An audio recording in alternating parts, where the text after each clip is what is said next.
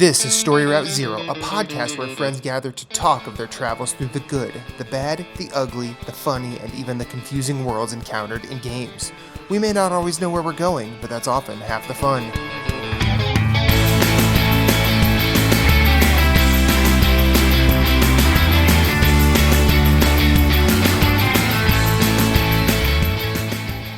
Do you have a question, comment, concern, or a story of your own? Hit us up on Twitter at storyroute_0.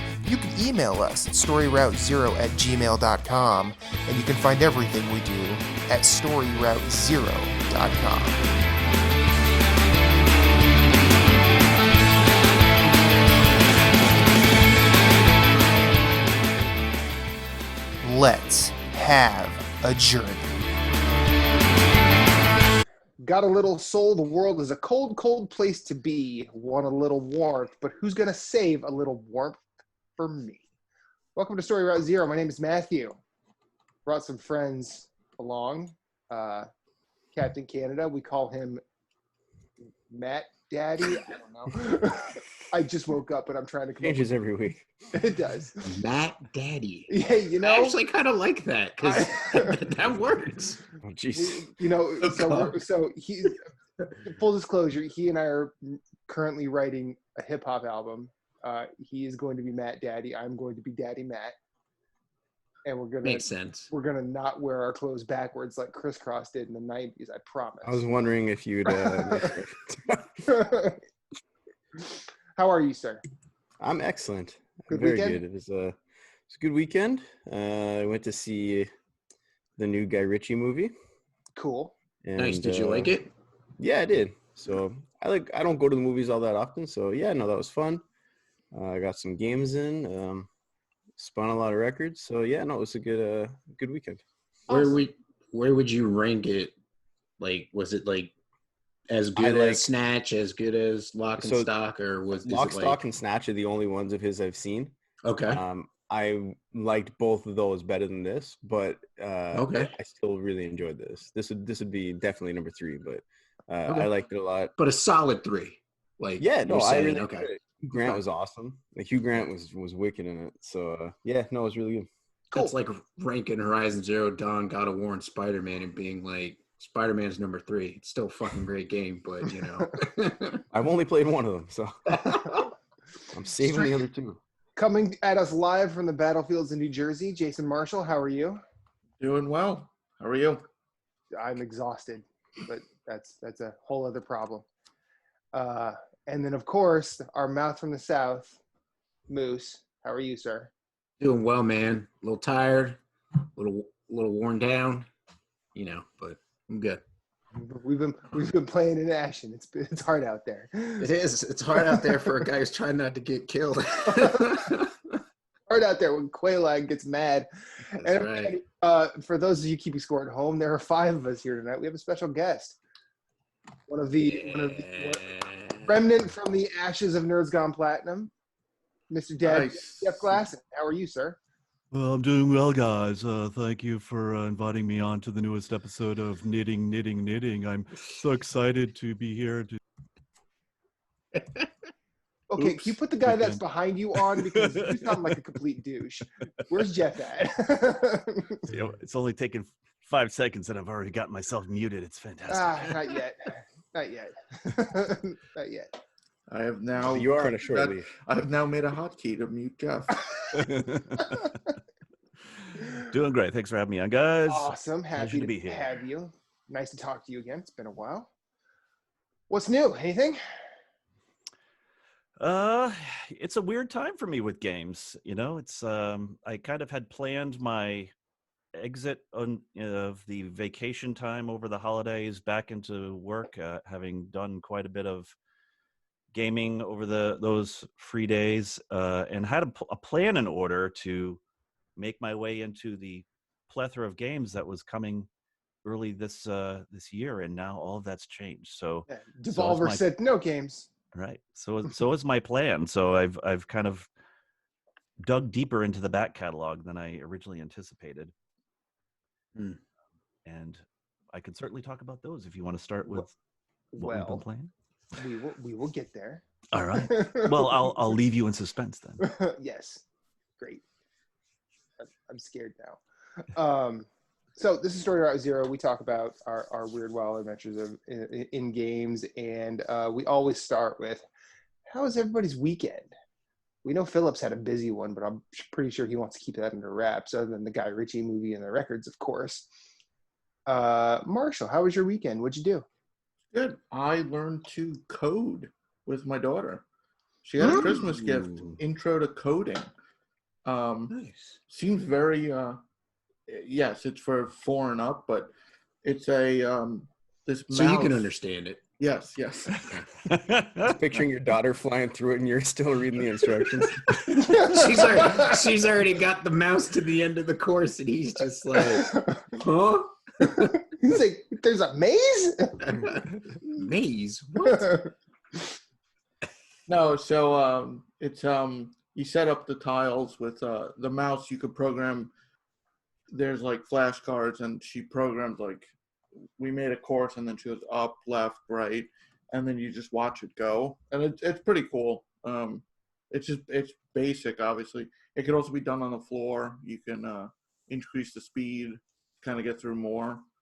Oh, that's cool. She had fun. I mean, I thought it was pretty. I wish I had that. I mean, it's actually Oh yeah. a novel concept. Mhm. And then that's about it. We had a christening yesterday. We're close friends, so that was fun. Cool. About it. All right. Awesome. Jeff, other than games, how was your weekend? Pretty decent. Did a couple of new things. Actually, didn't play, as far as I can remember, old age and all that. Sure. Didn't play very many video games, if any, this weekend. I actually got back into my music production mode, which is long overdue. My son is about a year ahead of me now. We planned on starting at the same time. Okay. He's already got his first single released on Spotify and iTunes and YouTube and everywhere. So, but diving into that, definitely having some fun, creating beats and all that. Did do some traveling, went down to Connecticut for my cousin's engagement party. So Awesome. did the family Congratulations. thing as well. So that was fun. And yeah, that's about it. Didn't really do too much other than that. Cool. And Moose, other than games, how was your weekend? It was good, man. Had dinner with the wife Friday night after she got off work. I had a migraine in the morning, so I took the day off. Luckily, there wasn't a lot of work at work, so stayed home, kind of rested up. She came home. We went out for dinner, and then Saturday and Sunday just kind of hung out around the house. I was playing Ashen Mm-hmm. a lot, Yeah. watching some of my favorite streamers, and then today is my work from home day, and so I was playing Ashen today as well, which we will discuss later. I was there. Yes, you were there. Yeah, just telling everybody else what's going on. But yeah, other than that, the weekend was really good. Yeah, it was a good weekend. So. Okay, so Phillips, new Guy Ritchie movie. Yes. What's it about? I'm trying to. Well, it's Is it just men doing crimes essentially? more or less, yes. And Okay. so Matthew McConaughey is a marijuana dealer, a very popular marijuana dealer. All right. And he, yes, he. Actually, I saw a cool video of him saying he modeled that after Jim Morrison. He stole it from the Doors live album, so I thought that was pretty cool. Awesome. Yeah, he plays a drug dealer who's decided he kind of maybe wants to get out of the game, and it's kind of all about that and the typical stuff that ensues as it does in a Guy Ritchie movie. But no, I really liked it, man. It was but yeah, it's the same kind of humor, same kind of stuff. Mm-hmm. Hugh Grant has a huge role in it. He's really good. Okay. He plays a real good sleazeball, and I he saw- plays I like a s- sleazy reporter. I Basically. saw a clip of a trailer for that. I'm like, that looks like a Guy Ritchie movie, like Yeah. from 20 years ago, and then it said a Guy Ritchie film. I'm like, It. Well, 'cause I know he had tell me what had it's some called because others. I do not. The Gentleman. The Gentleman. Okay. Yeah, I know he'd had other movies. I just haven't seen them. So it's not as if he's a director I follow, but it just looked fun, and went for a nice date night, and yeah, it was good though. I really Cool. enjoyed it. Because before that, the last movie I saw in the theater was the new Tarantino, Okay. Another good one. Once Upon a Time in Hollywood, which I also really liked. So but yeah, no, it was a lot of fun, man. I haven't had a lot of chance to get out to the movies lately. I haven't even seen the new Star Wars or anything. So I still haven't either. I just want to, but yeah, I mean, increasingly looking like that's not going to happen. I'm not gonna see it in the theater at this point, but I'm looking forward to seeing that. I like Star Wars. I don't take it too seriously, so I'm not usually one of the ones But it's life, Phillips. writing down all the inconsistencies and and I didn't care about the Metachlorian counts either when I watched Phantom Menace. I just don't care. So it was fun, and but yeah, I'm looking forward to seeing that Star Wars one. Hopefully, I guess when it comes to Disney Plus, I'll watch it. Okay. Although So you have it's Disney looking more Plus. likely, I got Disney Plus, and I think I'll probably see Frozen 2 before I see the new Star Wars. At this point. Having many daughters who enjoy Frozen. Have you watched The Mandalorian? The first 3 episodes, yes. What do you think of that? I really like it. Okay. So I have this weird thing where if I know I'm gonna like something, sometimes I save it for a rainy day. I know it sounds weird, but like I save books like that. For example, I'm reading Anthony Bourdain's Kitchen Confidential right now. Awesome book.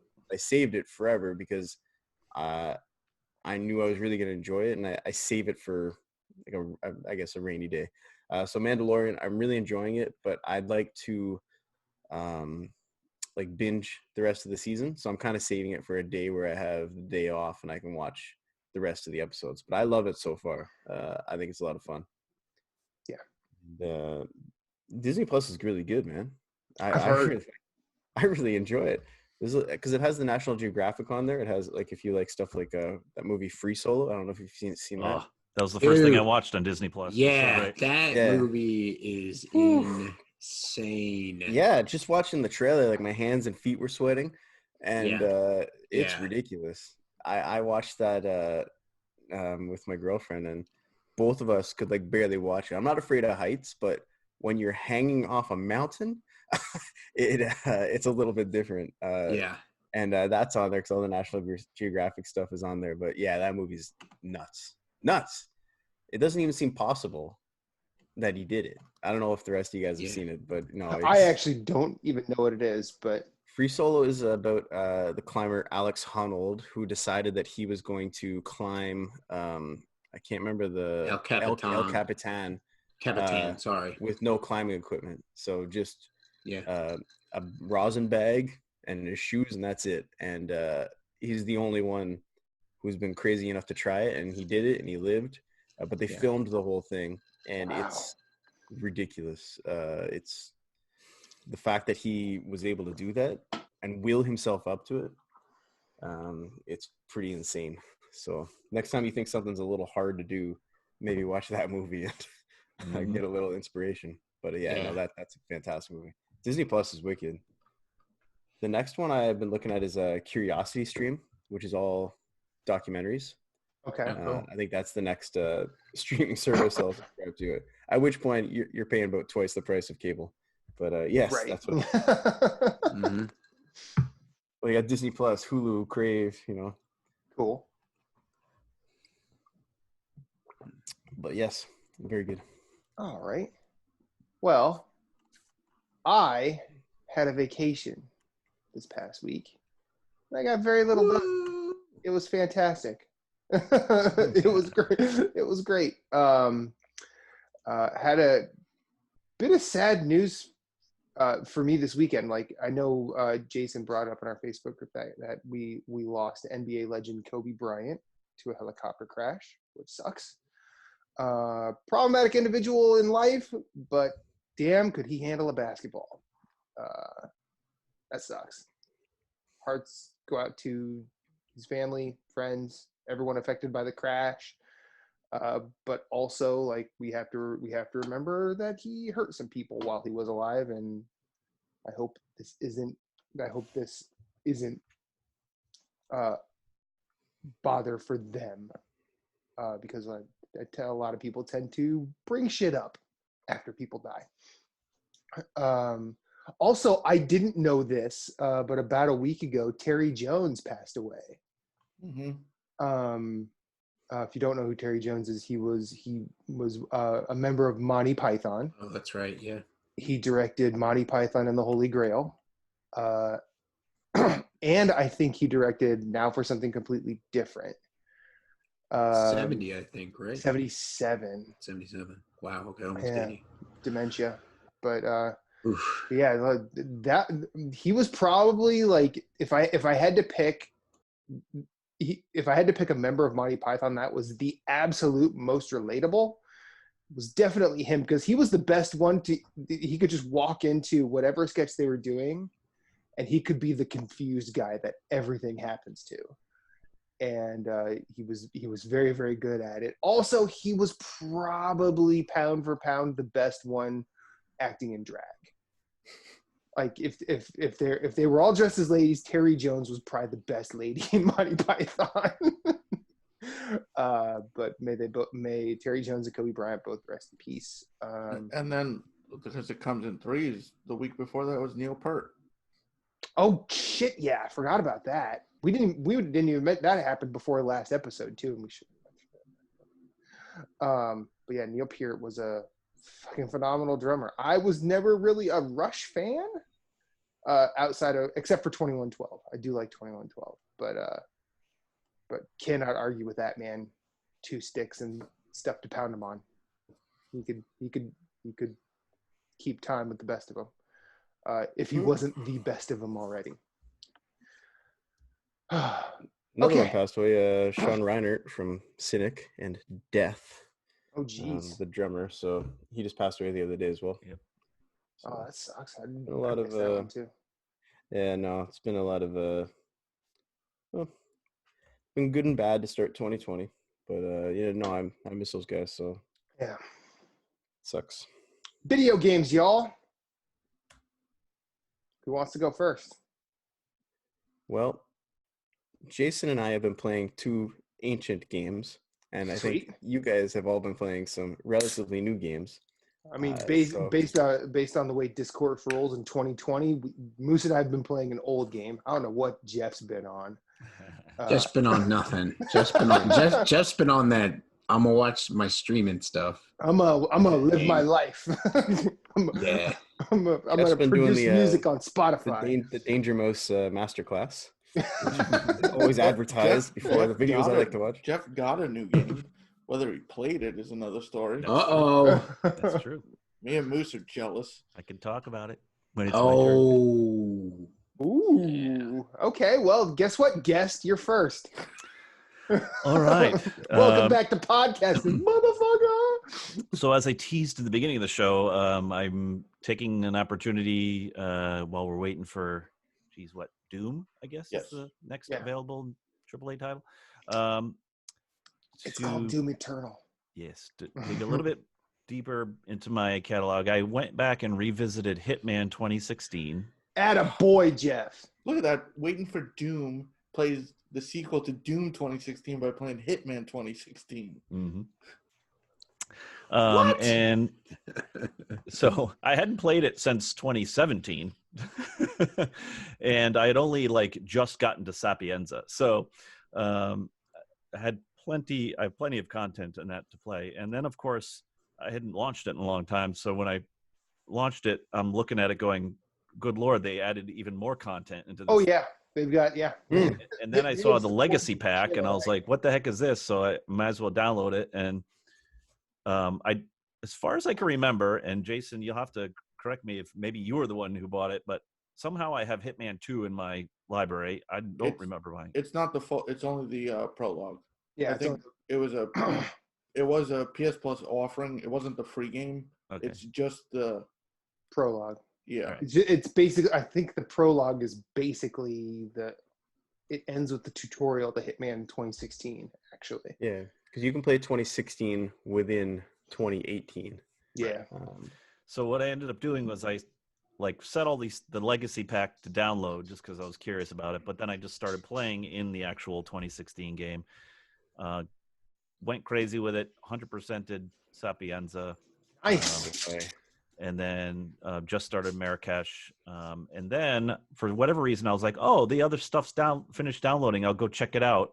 And I launched Hitman 2, and I was like, geez, I wonder if the graphics are different. And then it, of course, when you launch Hitman 2, it tries to get you to play the beginning level of the first, or drops you off on the beach. Yep. I was like, holy crap, these graphics are intensely better. I was like, what is this? So now I'm like, all right, I'll go check out what the legacy edition looks like inside this. I'm like, yep, it all looks better. I'm like, crap. So we can play 1 in 2, even though we don't own correct any. Correct. But here's the interesting part is that, of course, I was thinking, all right, great, I'm just going to start playing Marrakesh. Nope. It starts you over from the beginning because it doesn't carry your progress forward from playing 2016 into Legacy. It treats it as a completely separate game. More trophies? More trophies, yes. So it's double the trophies, which is crazy. Oh, Jesus. For playing 2016 in the new one, and the new one, you could get, close to 400 trophies? Yeah, it seems nuts. like it, yeah. It's nuts. That's quite a bit, yes. So, of course, I couldn't do anything but start in the tutorial again. So I went through the tutorial, got a couple of trophies there. I just blitzed through the first one, blitzed through the Sapienza, and then, then now I'm, I'll go back and 100% those again at some point. But I played so many yet.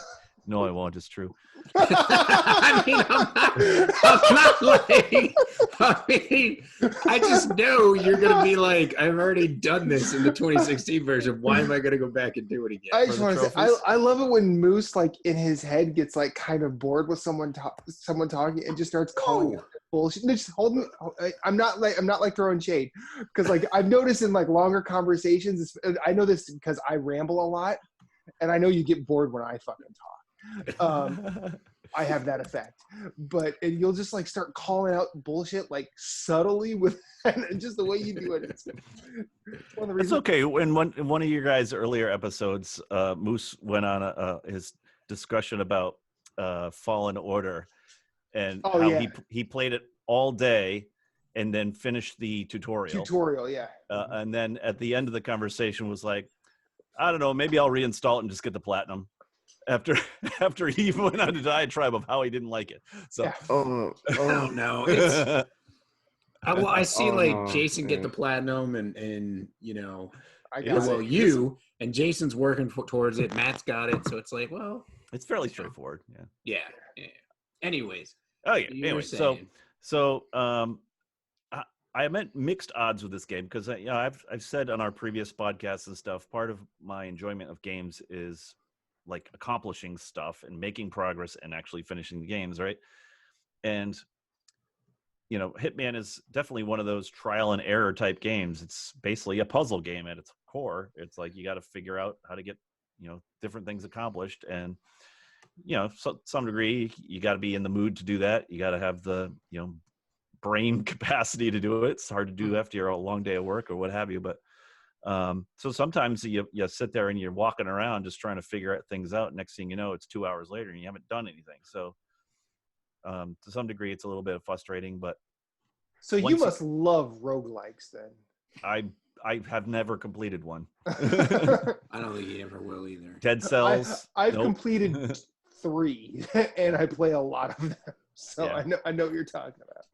Yeah. So it's I mean, what's different, I guess, about this game is obviously you do a lot of the same things over and over again, but just having a little bit of that different approach each time with the challenges and the opportunities and things like that keeps me going. So I think it's it's one of those games where it is to me the story is kind of nonsensical and forgettable, and you can't really remember it very well because of the fact you spend 10 hours in one level, and then it gives you a little bit more story bit, and then you spend another 10 hours in another level and a little bit more story bit, so I'm just it's one of those games I think I will probably just continue to go back to over and over and over again. And what's probably going to end up happening is by the time I finish all the Hitman 1 content, Hitman 2 will have been free.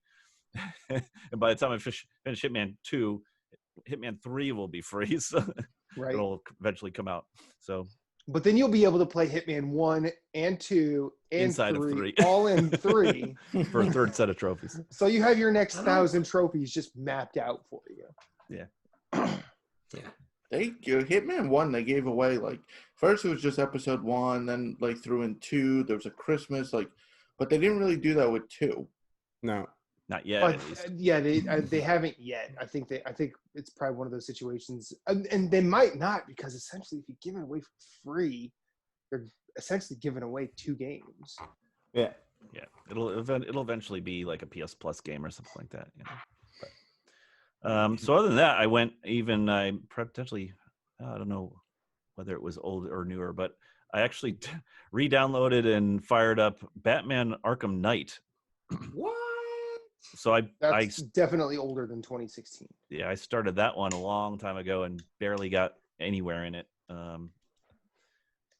So starting that over, just checking out, see if it grabs me, and might as well. It's in my back catalog and I've got it on the list. So it's either one of those games where I'm just gonna say screw it. I think I bought it for like $6, you know, several years ago. So it's no big deal if I don't finish it or not. But It was on one of those PSN deals where it had like every piece of DLC, and yeah, it was like $10 or something, $6. It was some absurd deal. I think I bought the exact same sale. And then the other thing I'll mention is, so our good friends over at Signature Edition Games had a contest over the holidays where you could enter to win your choice of Signature Edition game. And I was one of the lucky winners. So that was congratulations. Cool. Attaboy.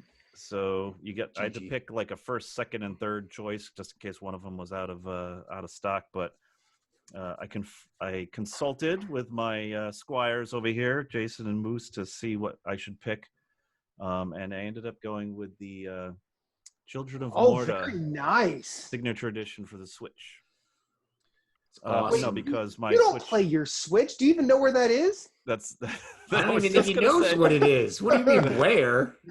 I've got like 8 games for the Switch, and I've touched like 2 of them, and you've like quarter touched them. You haven't even like played them through. Like I've played about an hour of Mario. I've played maybe 3 hours of Breath of the Wild. I played about half an hour of Golf Story. It's like crazy. He's terrible. It's funny, that contest, I sent him the link and I said, click the link because I'll get extra entries. He clicks the link. I get the extra entries. He wins. Yeah. It was pretty cool to have that as a nice little surprise. So That's awesome. Congratulations, man. Nice. Children of Morta is really good. I believe it was Moose's Game of the Year last year. Yes. So that means I'm guaranteed to hate it. So yep. Good. It's a roguelike too, so you're never going to finish it. At least it's not a side-scrolling roguelike. Oh, It's true. It's true. I miss Jeff Glasson's patient platforming. All 2 episodes. That's how patient he was. So which one of you ancient gamers wants to go first here? I can go. Okay. Well, I decided to replay one of my favorite games of all time, one of my top 5 favorite games of all time, which I have Hello not Kitty played. Island Adventure. It's Dating Daddy, Dream Daddy Simulator.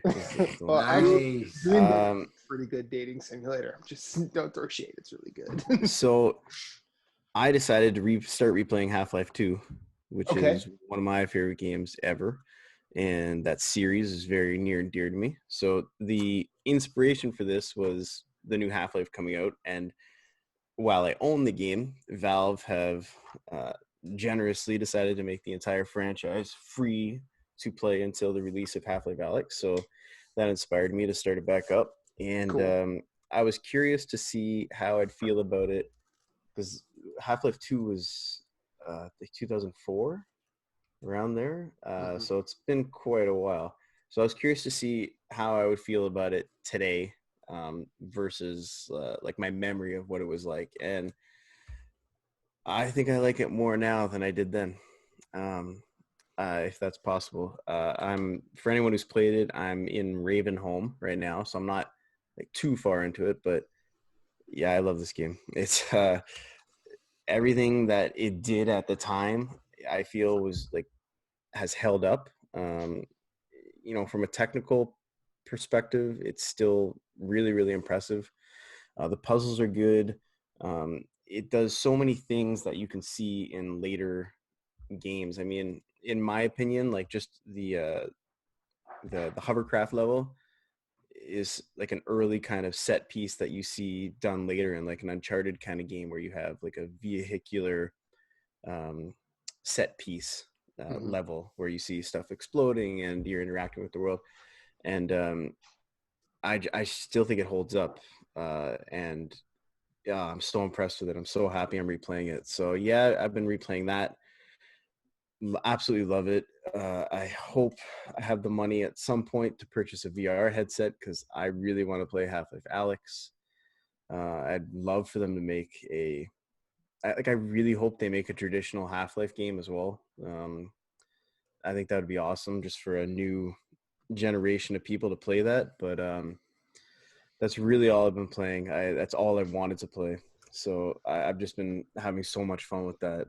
So I can't wait to finish that. And there's a remake of Half-Life 1 called Black Mesa. It started as a fan-made thing, and it's been in early access for about 5 years. That's about to hit version 1.0 very, very soon. So Cool. That'll be my chance to replay Half-Life 1, kind of redone, new visuals and everything. So I'm just really excited for that. It's So I don't know everybody else's history with Half-Life. I've never touched the series just because my PC playing went other directions. How far that's more now than then.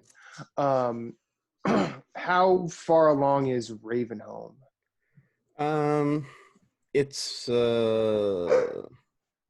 maybe 3-4 hours into the game. Okay. And if I remember, I've just from hearing that's a relatively long shooter campaign, right? Yeah, it's pretty long. It's I'm trying to think how to describe it. I'm past the point where I've got the gravity gun, which is definitely one of my top 5 shooter guns ever. Right up there with like the railgun from Quake 2. But it's it's a couple hours into the game. Okay. And so I've still got quite a ways to go. They're pretty long. They're pretty long shooter campaigns. Okay. But I'm absolutely loving that. And then after I'm done that, I will be playing the game that Jason is playing right now. But I'll let him talk about that one. Ancient Gamer number 2, Jason Marshall. Tell us what you're playing. Fallout? No. I did get one of the Here we are again. I did get one of the 2 final trophies in Fallout 76. So I have 1 left. You got the 50, right? Yep, I get the level 50. Finally, because that's the one you had to re-level. Yep. Yes. Yep. So that was at 30 hours. God.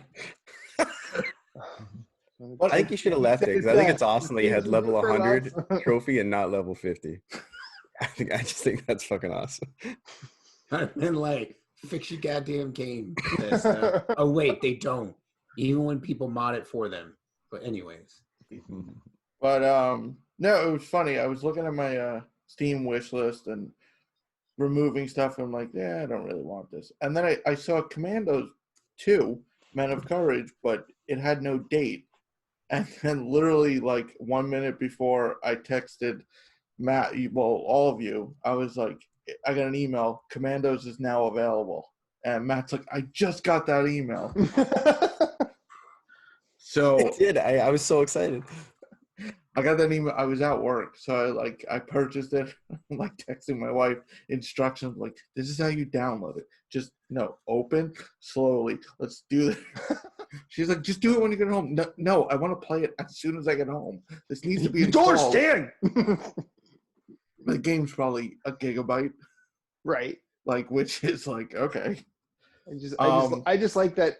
In order to play this game, you basically had to play a real life version of Keep Talking and No One Explodes with your wife. Mhm. To get it downloaded. She did it holding a baby and managing a 5-year-old. So she's Hey, the you real. know, She's the real MVP. Who's the real hero here? There's never really much of a question there. But yes, I've been playing Commandos 2, the remaster. It came out 19 years ago, I think. In a while. Yeah. Yeah, it's been a while. It's weird how these big strategy games are getting remastered, yet it doesn't seem like the genre has had anything like those since. So There's been a couple, yeah. but we'll talk. I mean, if you're unfamiliar, Warcraft 3 comes out tomorrow. Yeah, it's What comes out tomorrow? Warcraft 3. Yeah, Warcraft 3. The remaster. Reforged. Hmm? Yeah. Nice. Commandos, if you're unfamiliar, is a real-time strategy. It's think XCOM, but there's no like wait for a move. Like you can move multiple characters at the same time. Okay. You're basically the A team. Like the way the intro movie sets it up, like it's an elite commando unit, and each one has a different like. There's a thief. There's the just regular Green Beret. There's the demolitions expert. But like there's Hannibal. Yes. But like the thief can't attack anyone in the beginning, Okay. so he has to like the demo expert will tell him I need this, like so he has to like he'll climb power lines, he'll grab them while the other guy distracts a guard, so he turns so he can steal some, and you have to manage like multiple characters all at the same time. It's not like, oh, do this, I'll do this, then next guy. So you're constantly managing the different commandos in the same level. It's brutally hard. It is. It's Okay. so frustrating because it's like, XCOM where you have the turns. It's Yeah. all real time. So, and you have to manage Okay. everything. So it's very tricky. It's very, very frustrating. It's notoriously difficult. Like you start off like you can throw a pack of cigarettes. The one guard, you can actually. What's cool is you could see their cone of view, so you can see like kind of like Metal Gear when you saw on the map where they were looking. One guy will start walking, and you have like a small window where you have to run past to get to another guy, eliminate him before he turns, and you can like steal the uniform, kind of like Hitman. Steal the uniform, and then maybe order 2 other guys to do something else while the other guy then circles around. And you can't go in guns blazing. Like there is combat, but you just get alarms will go off, you're dead. It's not like you could take 5 hits. Okay. You're in combat. It is stealth. Like you start attacking and you get attacked back, you're probably going to die. Okay. So what kind of progress did you make? That's like mission 4, 5. Okay. I actually failed the tutorial a couple times. I forgot how hard the game is. Yeah, it's like I ran up, I knocked the guy out. You tie him up and then drag him away.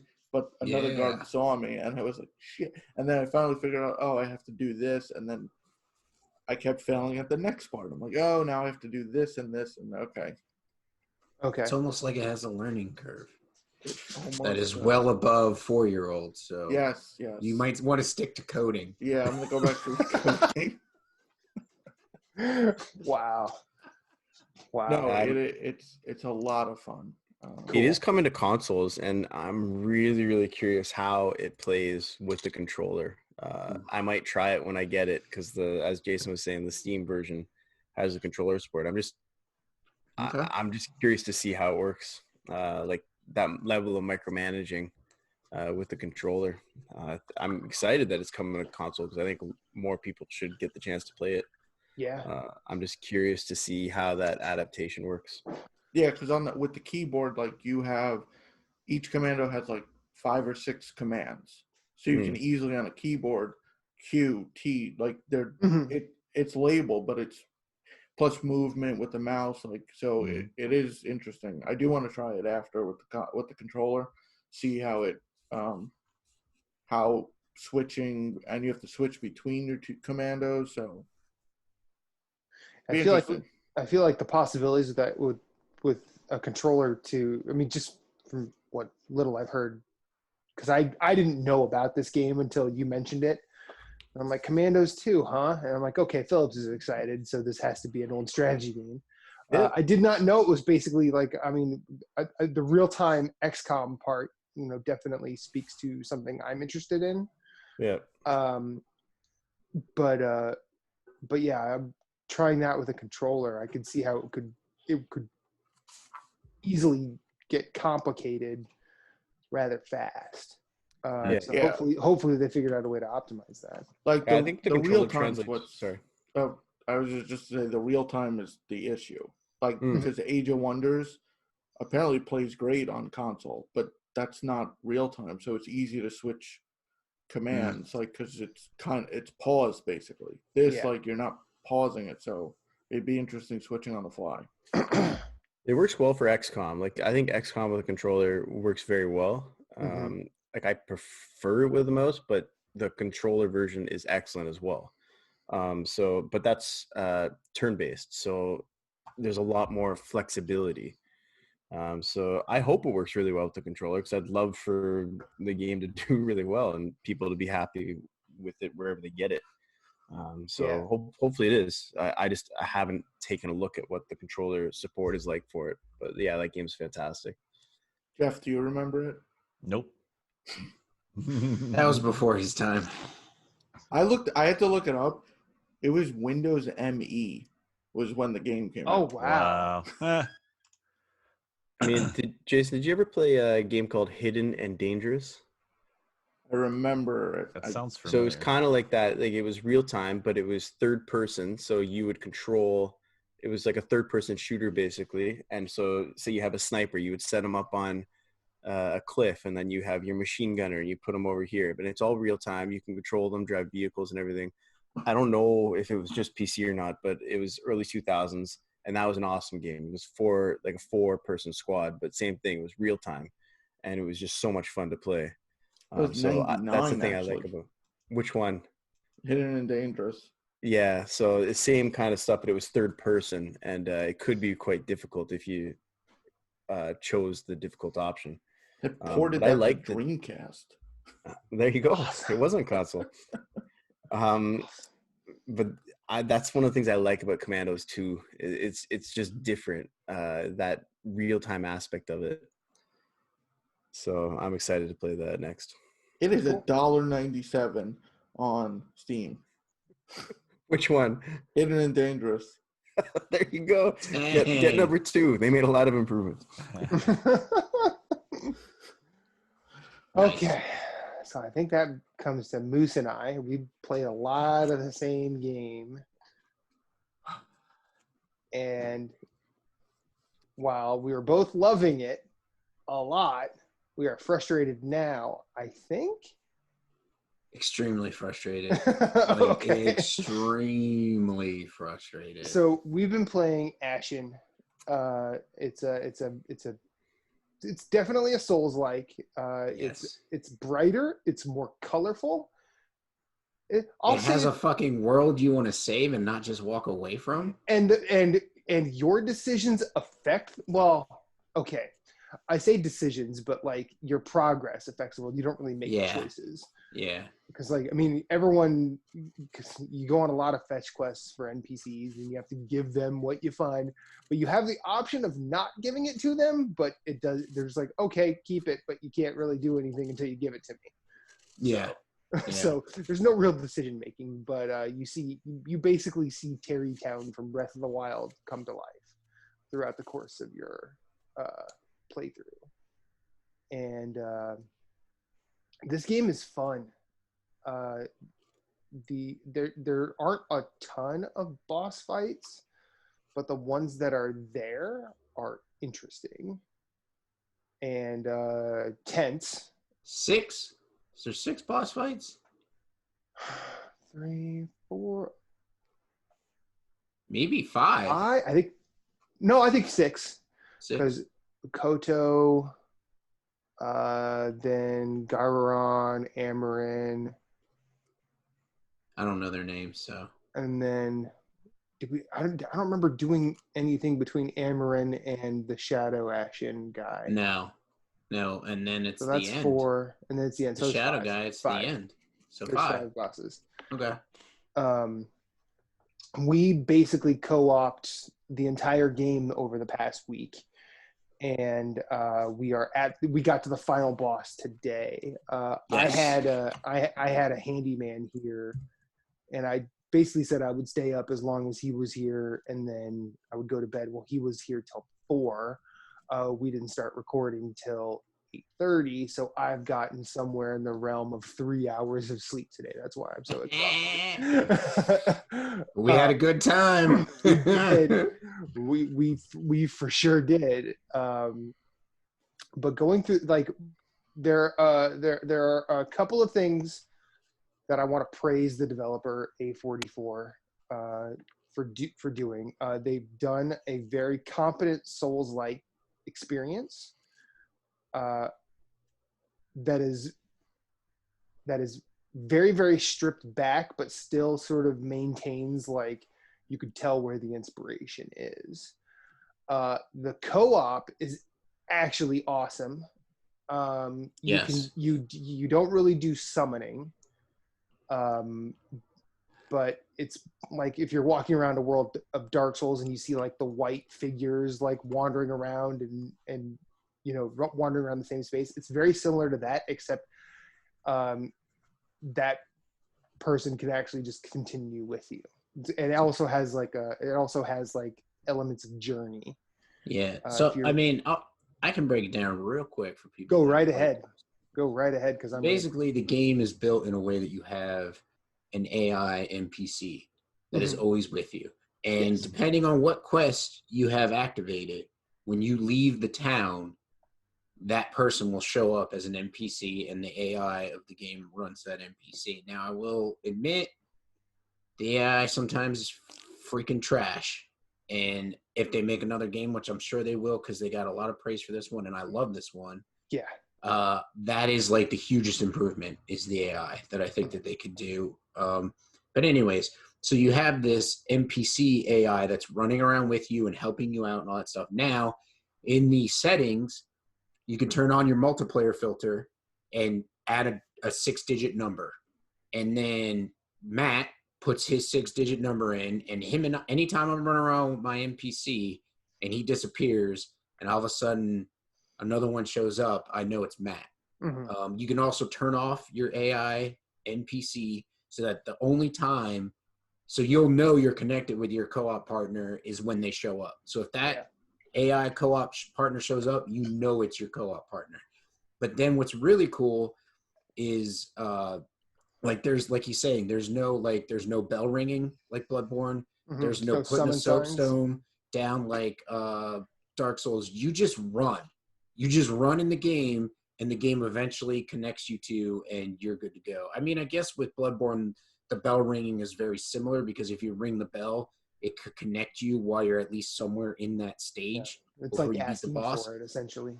But this is just a little bit easier. It's like the co-op is really cool. It was a little bit frustrating today. At some times it was spotty. Like it would get us immediately, or it would take forever for it to get us. I mean, heck, it picked up Matt in the middle of a fight, and I was like, oh man, I was like, I'm killing those skeletons, and he's like, I'm the one that helped you kill the skeletons. And then I look up and I see it's him running up the ramp after we killed them. And so I'm like, yeah, okay, I know they're dead. I helped you. let's go do the boss. So it's pretty cool as far as the co-op goes. Like they specifically say it's kind of like Journey, whereas in like it could be anybody. In all honesty, I have, outside of Matt and I co-oping, when I've been playing, the AI NPC has never acted in a way where I thought it was somebody else. So I'm not sure if they just take on, like, sometimes they'll come in and they'll be wearing different relics. They'll be using different weapons. So part of me is like, maybe the AI takes on like the gear of somebody random, and then the AI runs them. Because the only time that I've ever seen the AI, like, because usually if you just stand still, the AI just stands there and just watches you. Yeah. But like when Matt's in the game, obviously he's running around. That's the Mhm. only time I've ever experienced the AI ever doing something other than just standing there and watching me. So, but I anyways. think a couple of my early streams, I remember Yokel, one of the NPCs, basically just running off. And I'm thinking there were a couple times where I'm like, maybe that was another person. But I've also seen the NPCs act in a way where they're just like, hey, that thing's not aggroing me, so it needs to die. Yeah. And they're very aggressive. They'll just run to the nearest living thing and attempt to kill it. Yeah. Which is hilarious and kind of informative in a way, because I would watch this happen. I'd be like, I think that's why Moose is always so frustrated with me. Oh, is that why? Oh, okay, great. What happens? So if Moose is hosting and you join him, what happens when you go back to your game? Do you Nothing. carry over? It's seamless. No, but like, do you carry over anything you did? If he did, so basically, like the missions, you'll show up and it's like a little yellow thing over top the mission you have to pick up. If I pick it up, it progresses in my world, but if he doesn't pick it up, it doesn't in his. So, but if he picks it up in his world, he's done with that mission and he moves on to the next one. So it's not like Far Cry where you join and then you go back and you're all the way back to square one. Yeah, no, your progress continues. So if so what we would do is we'll join and be like, I'm going to this shrine. We go to the shrine and then we'll start running and start killing in the world. All of a sudden Matt will show up. We'll do like 3-4 quests in that area and be like, all right, I'm out. So basically like the world, like the world's different than Dark Souls, because like when you run by a shrine, which is their bonfires, it auto-fills your health and it auto-fills your charges on your Crimson Gourd, which is your Estus Flask. Mm-hmm. But it doesn't respawn the enemies. Right. So if you sit at it, however, if you sit at it, it does do that. So, but then if you sit at it, you could also pick a fast travel point and move on. But we'll be running around and be like, all right, I'm out of Crimson Gourd charges. I have no healing. He's like, I have no healing. Homeward Bone. And you homeward bone. And when you go back to, it only takes you back to the home hub, which is the town that you rediscover and take over, and it starts building up. And all the people, as you do missions, you'll find them out in the world, rescue them. Other people you've rescued will say, hey, go help this person. And you go find that person, and then they start missions. And as you keep coming back to this town, the different thing about it over Dark Souls is like it like flourishes and it changes. They're building structures. Like all of a sudden, where your stash box was, where you put your stuff, there's a fucking house around it, and you have your own little room with a fire and like a table and a bed. And so like it adds this element to it where you're like, I actually give a fuck about what I'm doing here, instead of just being like, this world is absolute shit. I just die. Like, can I just extinguish the flame? Can we just let it go? But and then like you've got like the leveling up, like the gear is. I was telling Matt this. It's like a lot simpler than Dark Souls. Mm-hmm. Like you have a one-handed weapon, you have a two-handed weapon, then you have a shield and a lantern, because the lantern lets you see in the dark, and your armor, and like that's it. Mm-hmm. You can't increase the resistance on the armor. You can't. The only thing you can improve is your one-handed weapon and your two-handed weapon. And so it's kind of nice that it's simpler than Dark Souls, but it's also kind of like, I wish there was like a mage class that I could do. Yeah. Like basically you are a melee class. You are a one-handed and a shield, or a two-handed weapon. And so they've done a great job with kind of keeping it simple for their first game. I mean, this is a tremendous job for like their first game out. Like they just knocked it out of the damn park. I mean, I don't know if it's their first actual game, but whatever, they nailed this. Like hands down. Yeah. Like, I mean, both Moose and I have sort of we've had similar problems with, like, we think the targeting is a bit loose. Well, I think I figured it out. I think the issue with the targeting is the camera. Yeah. So like the camera is not as responsive as in Dark Souls. Like in Dark Souls, if you start, like, I think it doesn't auto rotate. So like if you're like stabbing in Dark Souls and you're missing a target and you go to turn to stab in the direction the target goes, the camera kind of like pans around and goes with you. In Ashen, it does not. No. So you're like, where's the enemy? What's going on? What am I even doing? You know what I mean? Right. Like you're tracking it visually and you're like, oh, the enemy went left, so I'm going to start stabbing left, but the camera is still facing like forward while your character's stabbing left, and you're like, what's going on? Yeah. I also had some issues not only with the tracking of targets, but also like the targeting itself. Like it'll unlock on a character. Like I'll be targeted on someone, and all of a sudden I won't be targeted on them. Yeah, if you run while you're targeting, it unlocks, which is oh, see, I didn't know that. So that makes so then I need to not run while doing that. Yeah, well, when we were on the final boss today, like because that boss moves around the arena, so you kind of have to run after it. And when you're targeting her and you run after it, unlocks, so she moves and all of a sudden she's off your screen. You're like, okay. And it's a lot of like refocus, start over, which is frustrating, but also like it kind of wrecks up the tension. It is their first game. It is their first game? Well, then it's it's like a goddamn inside. It's like a home run, a bases loaded home run, because it's amazing. Grand slam. Yeah, a grand slam. It's got. And they don't watch a lot of baseball down there in North Carolina. We don't root for the Braves. They suck. Just as much as the Blue Jays. Oh. No, the Braves are much better than the Blue Jays, my friend. Anyways, so, I was thinking about it today, and I'm like, what could like Dark Souls learn from this, and what could this learn from Dark Souls? And I think maybe a simpler co-op experience Dark Souls could learn. Like, just put a password on and you connect. You know what I mean? Like, instead of having to put like a sign down or do this, just like the Jolly cooperation is just like instantaneous. Like, it's seamless. This is not really seamless, but like you'll be running around and you'll see the NPC character, and all of a sudden the NPC character will disappear. And this is another great thing it has a waypoint. So like on the top of your screen, there's like a little like wayfinder map, and it'll show you where like your objective is to go, and it'll show you where your actual character is to go, which is amazing for this game because it helps me track that asshole Matt who just loves to run the fuck off and do whatever he wants, and so I get to track him easier. Anyways, so hi, my name's Leroy. Have we met?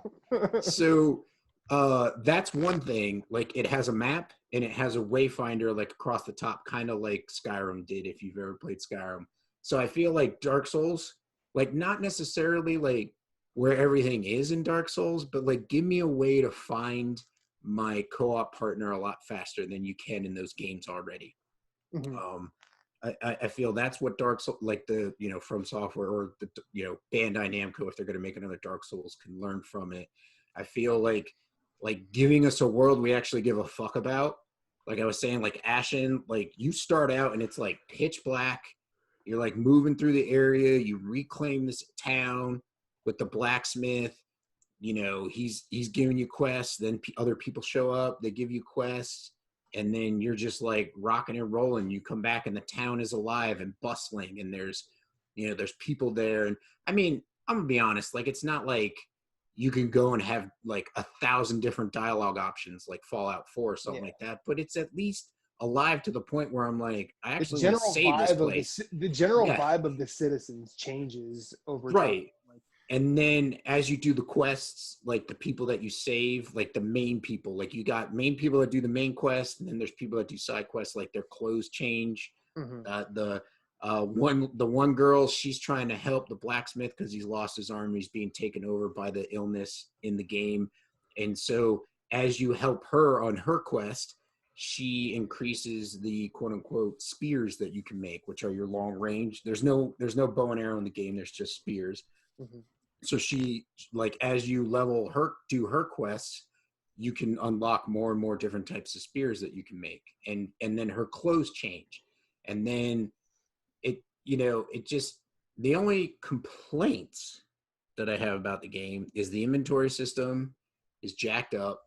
Like Yeah. they don't give you enough inventory for like all the items that you would want to keep. Like Dark Souls is just like limitless. Like you could just pretty much carry it all on you and it has no weight issue. Their inventory is an issue. Trying to navigate that is a problem, and then you can't sell items. Like you can't sell the main currency in the game is Scoria, which is kind of like the Which is souls. which is souls. Souls are echoes, Mhm. and they don't allow you to sell the items to get that. So you basically like you're like, I have one spearhead. I'm not going to make any spears. I'm just going to drop it on the ground and leave it. Like you can't go to a vendor and sell it and turn it in. Some things also like what Dark Souls can learn from it. Like I like that you can buy, so that in the game they have Scora bags or stashes. You can actually buy like a large Scora stash for 12,000 Scora, and it puts 10,000 in a bag. So like you spend 2,000 to save 10,000. So it moves it out of your active, Out of your inventory. losable. Yeah. So basically, if you die and then die again, you lose that. So instead of losing that, you could sit there. Like I'm at the end of the game and I have 6 million Scora. Yeah. So I could basically bank all of that, and then if I die over and over again, it has like no issue. You know. So I think that's pretty cool in the system. But then what this game can learn from Dark Souls is targeting. Their boss fights are a lot of fun. Boss fights are really good. I think the Shadows one was my favorite. Oh, definitely. Out of all the bosses that we did. And then what is it? The Shadows of Ashen is the name of the boss? Shadow of Ashen, yeah. Shadow of Ashen, singular. He has like fucking Darth Maul things. Jesus Christ. Oh, it is. He's got two like bladed spears, and he's just coming at you. And then there's ads, and there's not only you and either your co-op partner, me and Matt were fighting, but there's also a NPC AI, the no story spoilers, who's coming in to help you and like wreck shop. And so it's just a lot of fun. The fight is really cool. I feel like they could learn some auto like inventory management. I feel like they can learn some targeting, like fix their targeting, and they're also their camera rotating when you're like trying to stab in a direction. But I feel like if it's their first game, it's kind of an indie game. Yeah, I would say it's indie. It's definitely not AAA. I mean, it's published by Annapurna. Yeah, so, and they're kind of like Devolver. It is an indie technically because it not by the definition. It was in that ID at Xbox program. Oh, okay. Oh, okay. no shit. Yeah, it was right. one of the. I So, think it was at E3 when they announced the program. That was one of the games. It was Oh, in one wow. of their. It was on their E3 showcase. see, Okay. and that's my thing. Like, we're sitting here, we're playing the game, and Matt and I are having like a freaking ball. Like, we're having a lot of fun, but I have a lot of frustration with the game. But then I sit there and I'm like, I pull back and I'm like, this is like their first game. It's like an indie game. There's not a lot of like, there's polish here, but there's not a AAA amount of polish. And so it's like, kind of got to give them some slack. Like, I've had points where I'm swinging through enemies and hits aren't registering just because of like or I think that also plays into like when I'm coming into your world at a certain time, like it all just hasn't sunk together. So it's got some issues, but I think it's like a really freaking phenomenal experience. And Matt and I talked about this, like it is a gorgeous game. Like it is beautiful. Like there's this one scene where it's kind of like if you've ever played Breath of the Wild and you come out of the Shrine of Resurrection and you're like, it's like, here is all of Hyrule. It was like, here is, the next area you're going to. And there's like, it's like all dark and sunlight is breaking through the clouds on the left side and beaming down through the scenery. And you're just and it like highlights this castle off. And you're like, perfectly. Holy jeez. You're like, holy crap, this is awesome. Like what a way to bring the player up into that. Like it was just awesome. Well, and the game is peppered with moments like that. Cause remember when you're leaving like the first, not just the first town, but like the first like general geographical area, and you go through that little door, you go down a hill, fight a couple of guys, but then you see that giant beast just fly over you. It's just what? Like, like, wait a minute, do I have to fight this now? Yeah, it's Breath of the Wild is a Switch game, and that's the beginning, but you probably didn't get there. You mean, did you say Jeff? Yeah, Jeff Yeah. didn't get there.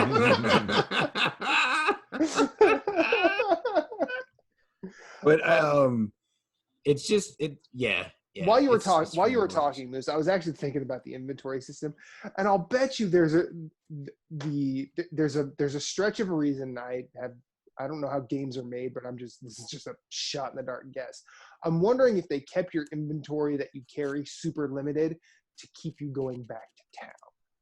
Yeah, because they want you to see town. Now I understand that. But what still doesn't hold water is like your inventory gets full, so you have to go back to town, but then you can't do anything with it. So my other issue with the inventory is like you pretty much have to get rid of stuff, and so it's like all the stuff that crafting materials for your. Basically, they kind of did it like Titanite shards. It's what is it?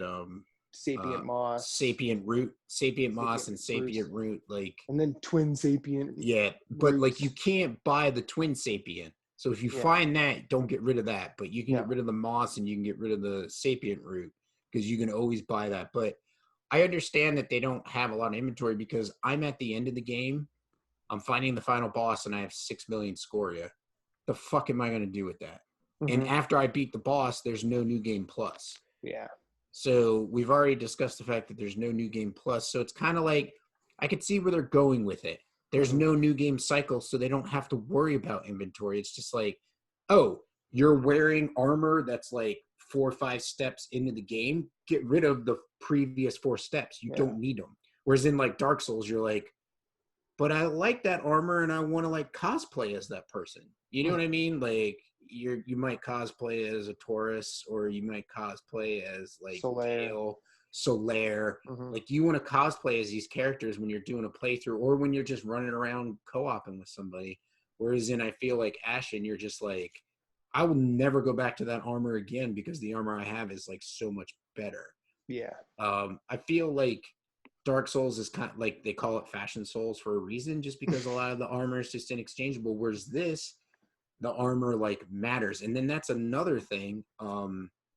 Like anybody that's used to like Dark Souls, there's no fat roll, skinny roll, medium roll. Like it's all built into your stamina management on your armor. So if you're wearing the highest level protection armor, it's going to cost you stamina. So your stamina is going to cost you like 25% more. Your stamina regen is going to be down 60%, but your damage absorption is going to be up like 90 or whatever. So it's different to manage your stamina in the game than it is in like Dark Souls or Bloodborne. Like it's really different. So that's a tip that I'd have to give people. And then fuck the last boss. Yeah, last boss sucks. Like it's a fun fight. And I will say, the cut scene right before it is kind of badass. So there's an area you get to in the game. If you go early, if you go early, you can get there and you get fucked up and you get like kicked to the curb like a puppy, and you're like, okay, I got to come back to this. And so, while Matt and I have been co-oping, I have been playing a solo account, and so is he, because we don't know. It's hard to track quests together if you're not on the same quest. Yeah. So, but I feel like you can join co-op wise no matter where you are quest wise. Like if you throw on the multiplayer code and just appear at that shrine, you'll drop in your friend's game no matter where you are in the game.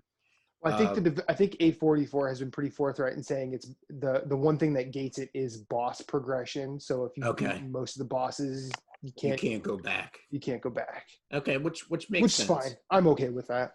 Yeah. So I don't even know where I was going. You helped me lose my train of thought. Sorry.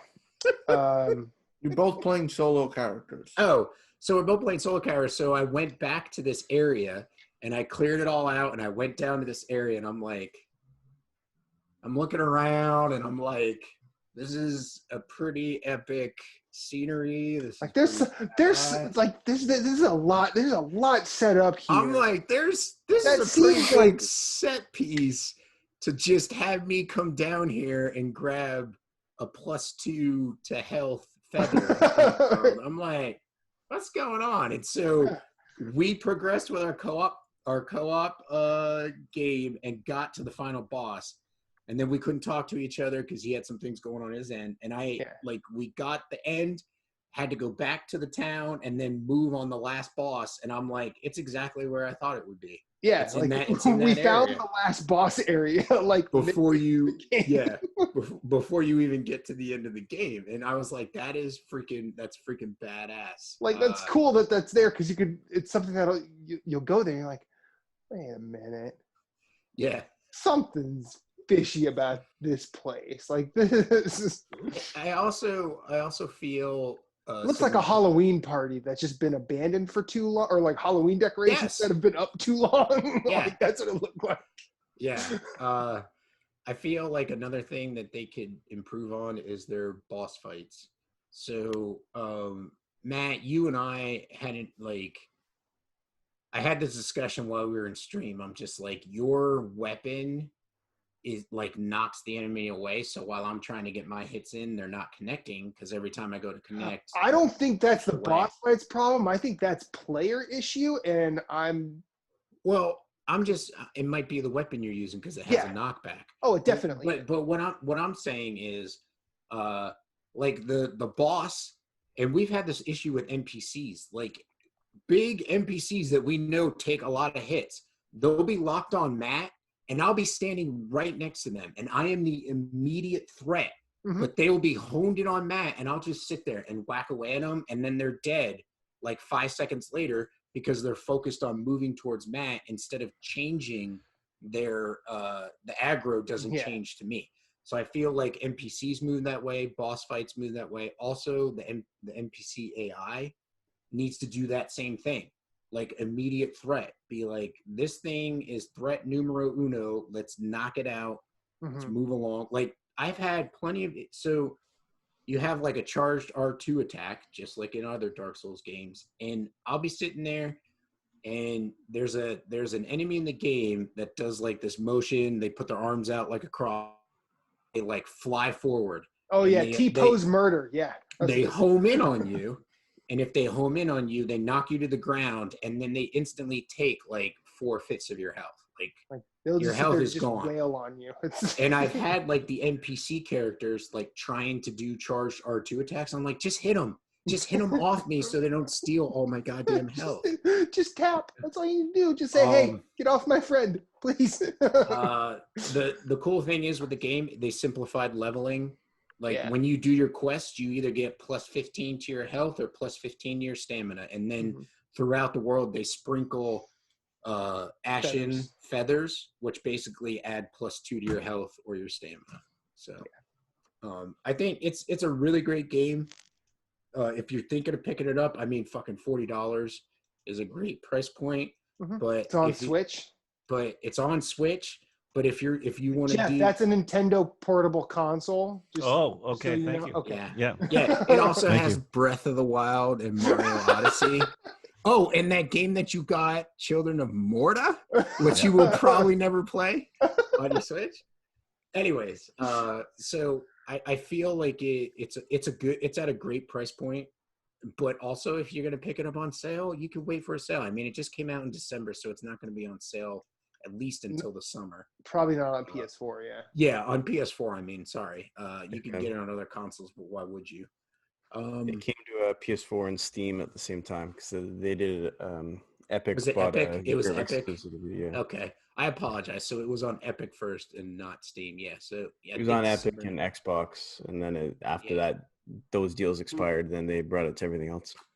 But what is also nice is there's DLC for it, and which I can't wait to jump into. And also, the trophies are pretty easy, except for the last trophy. So I am 2 trophies away from the platinum. I need to beat the end boss, and then there is a difficulty mode in the game which takes away half health and half stamina, and you have to beat the game in that mode. and then that's the final trophy that I will need after I beat. Based on like how this final boss is going, I'm sure it'll be not frustrating and it'll be Christmas probably by the time I get it. If we're gonna be honest. Yeah.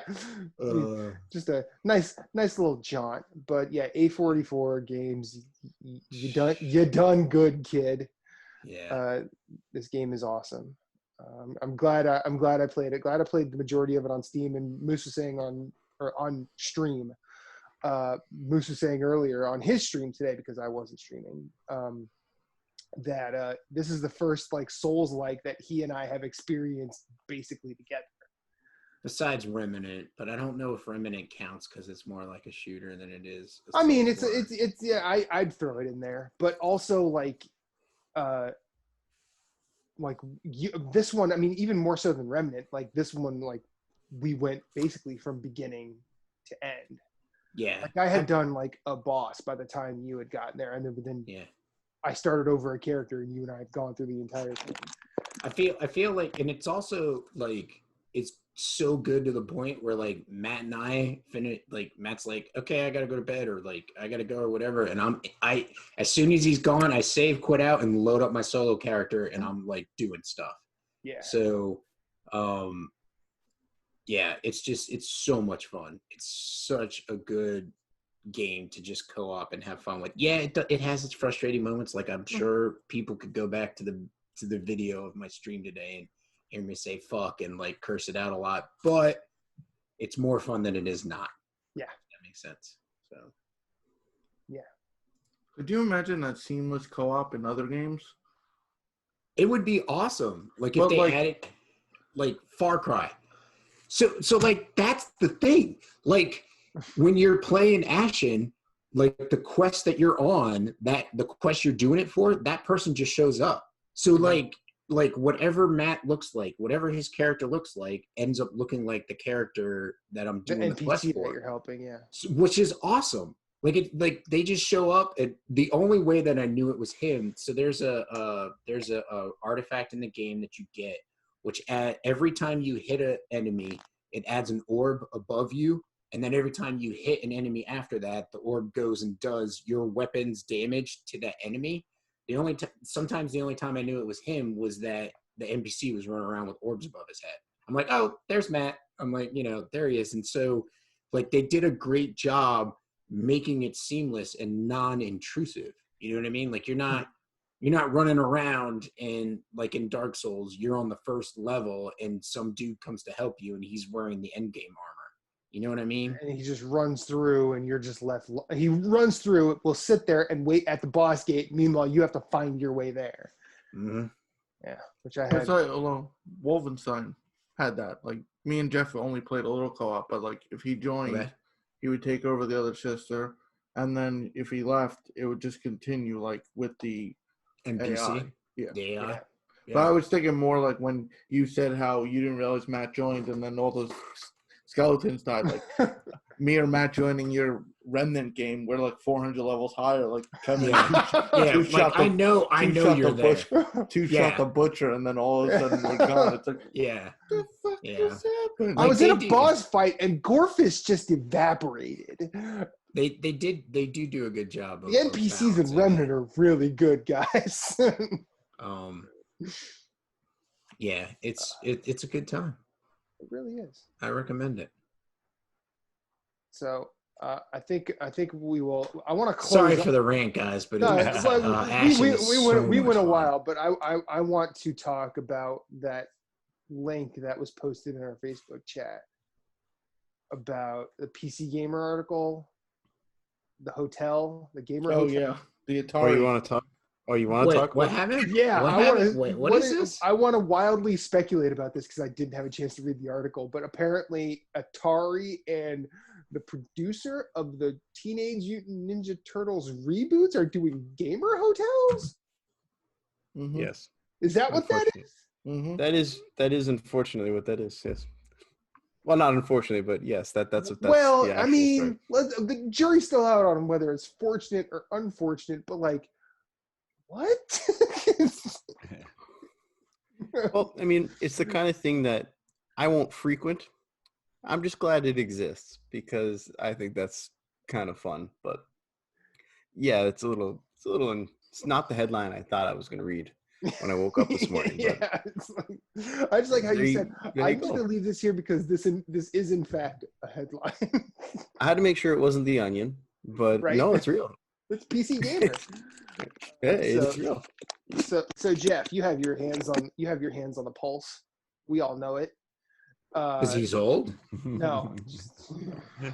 Kiel and Moose. So someone tells you that Atari and the producer from the new Ninja Turtles movies reboots are getting into business together to make gamer esports focused hotels. Wait, Michael Bay? I don't know. Wait, he's the director. Yes. Okay. I don't know the gentleman. I don't know the gentleman or woman's name. But what are your thoughts of hearing that sentence? So I coincidentally did scroll across that article just by chance earlier tonight and saw the kind of the prototype image, if you will, of what the hotel might look like. Kind of had Atari symbols on the side. It looked like an alien web PC. Yeah. So, as much as people like are nostalgia, blah, blah, blah, blah, blah, there's no way you would spend 10 minutes playing a freaking Atari 2600 game. They're just horrible at this point in time. It's like they were fantastic back in the day because that's all there was. It was magical, right? Yeah. Okay, so to an extent, I feel that that's true, but for like some people, it's not. Like I know they're like, my wife can't play modern video games to save her life. Like if my life was on the line, I'd be dead. I'd be like, can I get a final IPA before you put me down? I'm sorry, Moose, but your life is on the line every single day you spend in that house with all those little angels behind you. I don't know. You didn't realize it yet. But anyways, watch Doctor Who. Don't blink around those things. I mean, there's a lot of people that like love the Nintendo era, and that's all they play. Like they don't play any of the new stuff. Even like, I love retro games like Katana Zero, Hyper Light Drifter, where they kind of like look that gen, but they have like all the mechanics of current gen or like like modern gaming technology built in mechanics and built into the games. Like there's people out there, I'm sure there's people out there that are just like, I just want to play Atari. I'm not one of them. I agree with you, Jeff. I'm in your camp as in like, I can't play an Atari game for like 10 minutes. Like I could probably flash back and play, I think it was like Super Commando, Cobra, like whatever. It was the helicopter that like shot forward and then had the bombs that dropped at an arch. I played the hell out of that. I played Pitfall. There was a boxing game that I used to play on the Atari, and like I'd go back and, like you said, maybe play them for like 5-10 minutes and then I'm done. Like I'm not playing them any longer than that, because I'd be like, this is shit. Like I'll go play Bloodborne or Skyrim or something like that, The problem is that it's who is the hotel for? Now, of course, we're making assumptions that it's a Atari hotel and there's going to be Atari 2600 games in the rooms. I mean, that's probably not what's actually going to happen. There's probably going to be all sorts of game options there. I mean, I did not read the article, but like I glanced through it and it said something about an esports focus. So I highly doubt bringing back ET for a hotel is going to be esports focused. But Atari's done stupid things in the past. That whole console that was supposed to be and never was, like it's still supposed to be. It's still coming. It just hasn't. Supposed to be coming. Yeah. So it's like you never know. But I mean, if just theoretically, if it was nostalgia Atari focused, who is that hotel really for? Because it's like, yeah, I mean, I have nostalgia for it, but I got a 17-year-old son who like skipped cassettes and CDs. Like he had CDs when he was a baby that had his bedtime music on it, but he went straight into digital MP3s, download streaming, etc. Like he's never had anything. It's only a matter of time before he goes to vinyl, my friend. Right. Just saying. Well, I will send you a picture after this. We went down to Connecticut, as I said, and I came back with probably 150 pieces of vinyl. So, and I need to have a discussion with you gentlemen about turntable. So Wait, what? Yeah. You came back with Oh, you came back yeah. with a collection on one trip? well, it's nothing that I would ever probably listen to because it's all like it's some of my old stuff, but it's mostly all my parents and my grandparents' vinyl. Oh, And don't still. discount that stuff. And we're using it for ripping samples for making electronic That's okay, music. man. That's So, a lot. That's well, a lot. We're using it as coasters. Michelle. Yeah. No, so we'll talk about turntables after because I've got two that I need your opinion on. So Okay. but anyway, so he like I could bring him there and he would be bored out of his mind because there's no way he's going to play an Atari 2600 game. Right. And When he's rocking PC. right. It's I think it's such a niche thing. If they were to focus on that, if they're smart, it'll be like it'll be similar to like the beer. It'll be like the beer hotel, right? It's like it's got taps in the walls and Well, it could also, like, if they're smart, which it'll probably go to, like, they'll start with, like, Atari and then just be like, no, we just need to do retro. Like, just retro gaming. So, like, anything, like, old school, or anything like that modern gaming that is, like, an old school style, like Hyper Light Drifter, Katana Zero. Even Golf Story got an old school like look to it and feel, with modern mechanics. Yeah. So like there's going to be a point where that's what they're going to have to do. They're not going to survive on this just Atari nostalgia. So it says fully immersive experience for every age and gaming ability, including the latest in VR and AR, as well as serve as venue for esport. So it's not a esport, but it's not esports focused. Okay, I guess it's going to have like auditoriums. They're like, hey, we'll have a convention where Overwatch League can happen. Right, it's going to be like a room designed specifically for esports to happen. Like probably all the hookups that would be necessary instead of like having to like set it up. Right. And we're getting into the if they're smart discussion. And my immediate reaction to this is like, if they're smart, why are they doing this? Yeah. Because I'm in an area where there are like LAN cafes popping up where people can just go and play PC games like on a LAN. Yeah. And that's a cool thing, but notoriously those businesses last a year and they're done. Like board game cafes have popped up and disappeared around here with relative frequency. Which is sad. But yeah, it sucks. But because I think that's like it's a necessary idea for people to have that experience when they can't do it at home. Yeah. Or board game cafes are perfect for me. I just wish I could go more because I want to play board games with people. I feel like they're already sorry, man, to cut you off, but I feel like they're already like putting themselves behind the 8 ball by limiting it to Atari when they should just be like it's a game. I don't think I think we're focusing on Atari. No. Yeah, I don't think. And where does CSL or those take place? Like, I think their thought is we're gonna have Evo right in our hotel and book the hotel for everyone in Evo. Nobody's going to have to leave the premises. Yeah. Like, I think that's their thought process, but I don't think maybe they've thought about it. They have to book those events. It's not like, oh, they're up for grabs. Yeah. Like, and let me tell you the very minimal knowledge I have about business.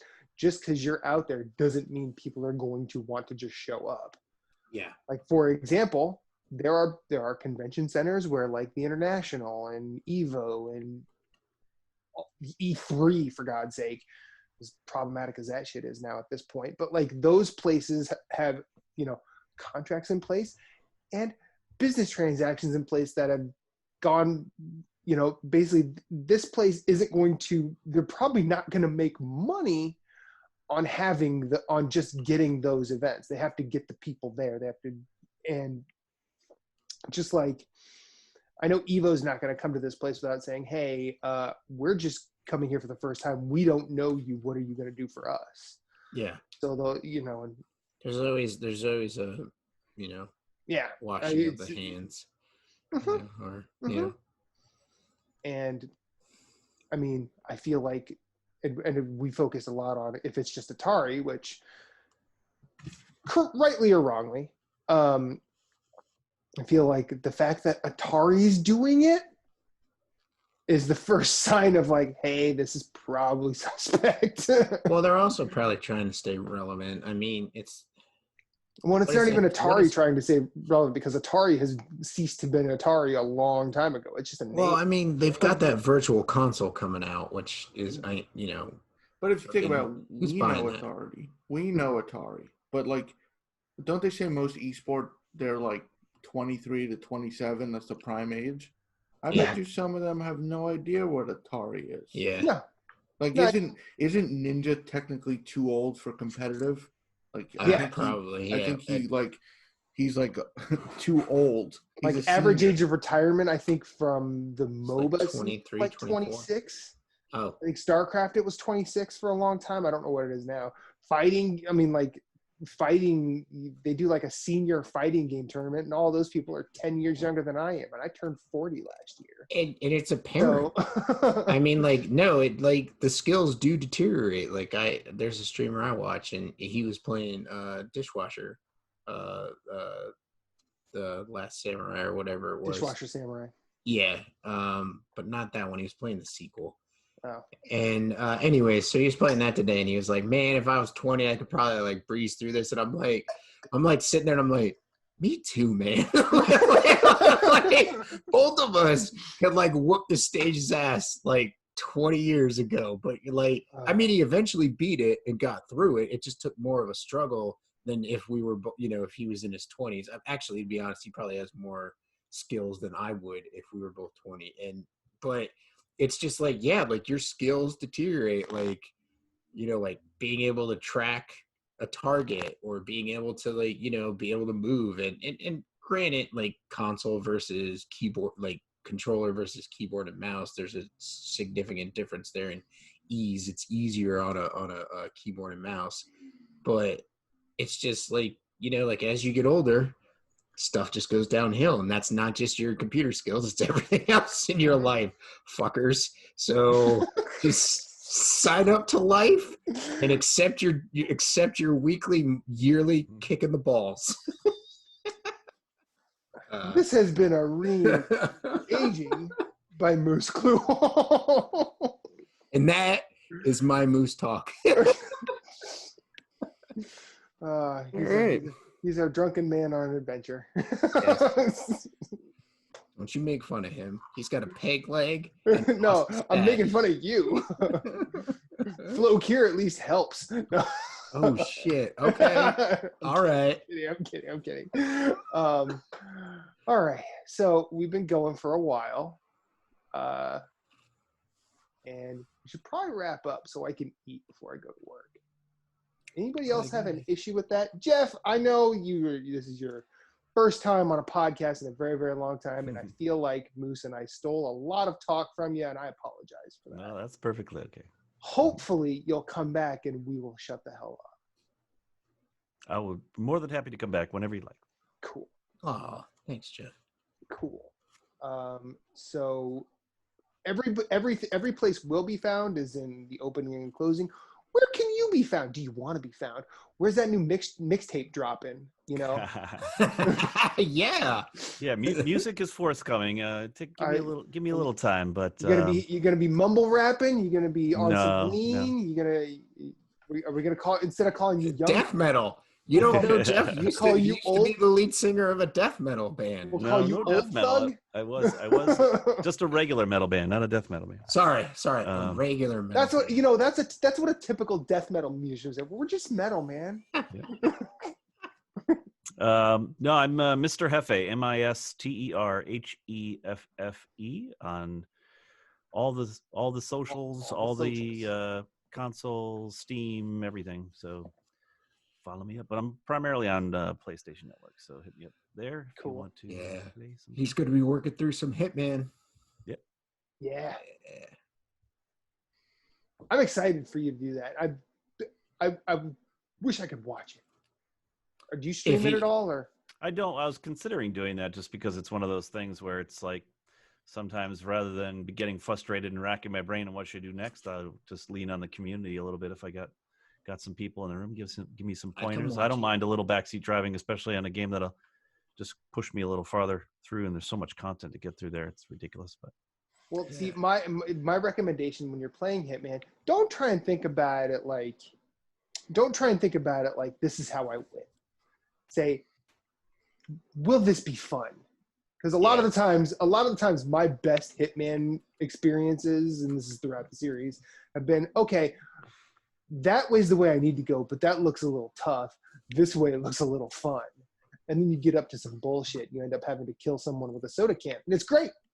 Or there's the new bank level that you can kill someone with a hamburger. Yeah, so there's a lot of things in there that I'm like, I would be killing myself in a level, and then all of a sudden I like just happen to notice, 3 days later by looking at a video, oh, I didn't know you could climb up green drain pipes. It's like that changes everything. It's like yeah. Just don't be afraid to try stuff. Yep. Hitman is an interesting little said. Exactly. Hitman is a very interesting. It's a very interesting chemistry set, and don't be afraid to try stuff and let stuff blow up. Yeah. And I wish you all the best, and I'm excited for your journey. Very good. Thank you. Phillips, Moose, Jason. Any final thoughts? Any closing words? Y'all are smarter than I am. Don't let me do it. Thanks for suffering this long. Appreciate you being here. For your weekly kick in the balls. Someone's got to do it. Yeah. Hopefully next week someone else decides to build a hotel. That's true. It's true. I know a couple people. I'm waiting for the Soldier Boy console hotel and resort. Oh, there we go. There you go. There you go. Oh, that's so hilarious. The Ja Rule Fire Hotel. There you go. Also, you see how Patapon 2 got announced? Yeah, and apparently people are playing it. Did you see Corey Barlog, what he tweeted?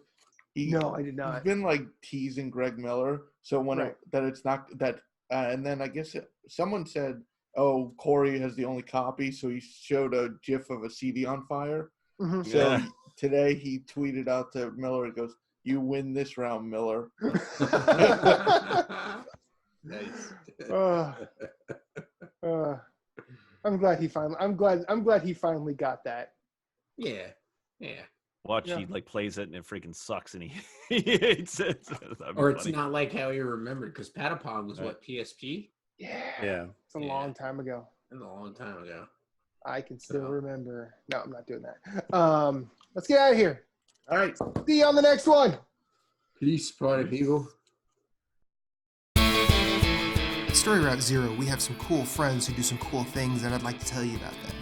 Phoenix Overdrive uses the power of games and gamers to help heal sick kids through the charity Extra Life. Phoenix Overdrive fundraises for Children's Miracle Network hospitals all year, every year, and the fund culminates in a 24-hour gaming marathon.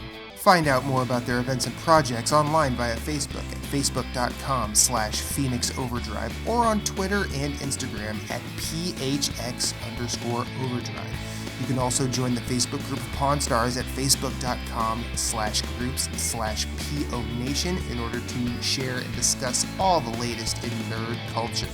They've also got a podcast, Nerd Overdrive, which you can see weekly at youtube.com/Phoenix Overdrive. You can also catch it on Facebook Live or twitch.tv/PHX_Overdrive. That podcast is also published on Apple Podcasts, Google Play, and Stitcher. You want merch? They got merch. Merch can be ordered from tinyurl.com/PHXOD merch, a portion of which goes to their fundraising efforts. Join the nation and be a hero to sick kids as El Capitan Rey Osorio, Lee the Maestro, and Becky, the lovely queen of the guild, always say, #Rise Above.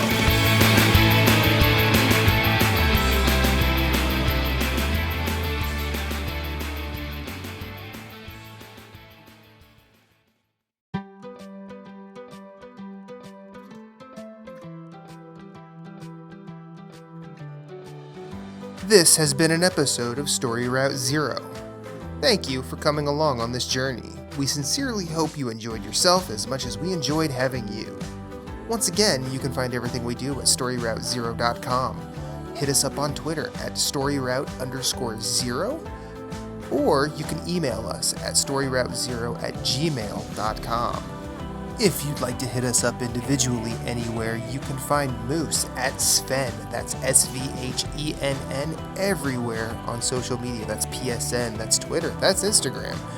You can also find him on Twitch, streaming games. You can find Jason Marshall at GimpyJ, with 2 Y's at the end. That's Twitter, that's Instagram, that's Twitch, and he also has a website called whereisthepausebutton.com. Captain Canada is the only Story Route Zero exclusive. He's the only one you can only find right here on the show. As for me, I'm Infinite_Rewind everywhere I'd like to be. That's Twitter, that's Instagram, that's PSN, and Twitch. I also have my own website, InfiniteRewind.com, where I do all sorts of weird writing and rambling. Check us out at all the places. And remember, you are always welcome, and you will always have a seat waiting for you on this ride. But for now, it's back to the real world for us. We will see you on the next one.